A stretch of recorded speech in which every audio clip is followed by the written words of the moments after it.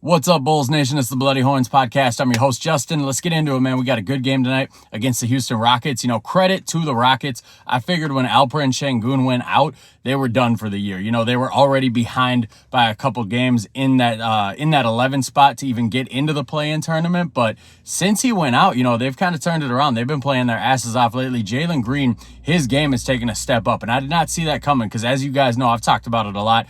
Alperen Sengun is my favorite young big man in the NBA. I just like the way he plays. He reminds me of Jokic, not quite as skilled, but a little bit more athletic. Just the way he sees the game is different too. He can do a little bit of everything. He's still got to improve that three-point touch. He's got to get a little more reliable from there, but I'm a big fan of Alperen Sengun. So the Rockets playing this way without him in, it's been really surprising. You know, shout out to Jock Landale. He's been playing good. There were a couple of Bulls fans over the offseason who were hoping the Bulls would get that guy because we figured Drummond wouldn't pick up his option and he'd be out of here. So that was a good signing, you know, for the Rockets. He's really stepped up as of late. But the Bulls, this is a game they should win. If they win this game, they get to 500 for the first time since it was like early last season. We're talking like November, December of last season. So it's been well over a year since the Bulls have been at 500. Big chance tonight to, you know, take advantage of a young Houston Rockets team that's missing one of their best players and handle business. So the Bulls got to come out. They got to come out ready to play tonight,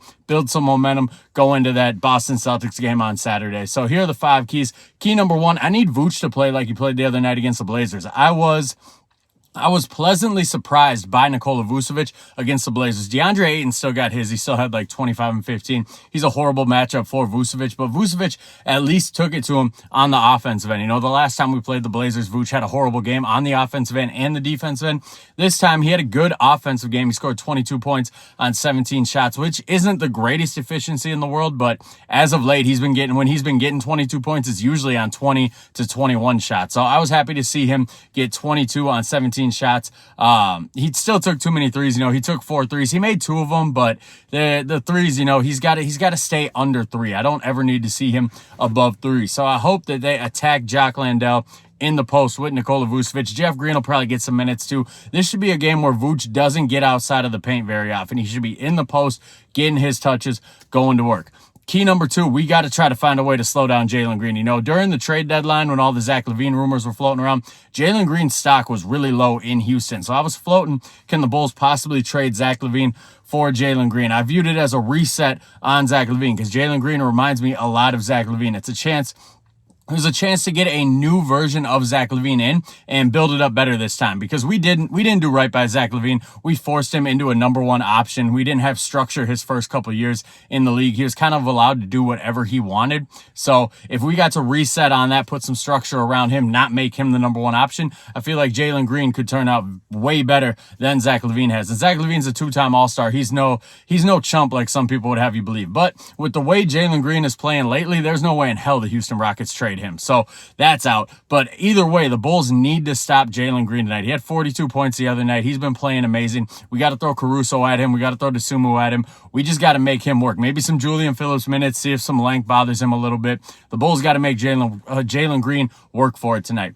Key number 3, Andre Drummond. He's been playing, 12 to 15 minutes a night. I would love to see him closer to that 20-minute mark. The Twin Towers lineup does work for the Bulls when they roll it out there. Billy is just super reluctant to roll it out there, which is weird because we're down so many bodies that you would think just out of necessity he'd throw it out there more, but we really haven't seen it that much. So I'm hoping Andre Drummond gets about 20 minutes tonight. He's going to get you 12 to 15 rebounds in those 20 minutes. That's just what he does. Key number 4.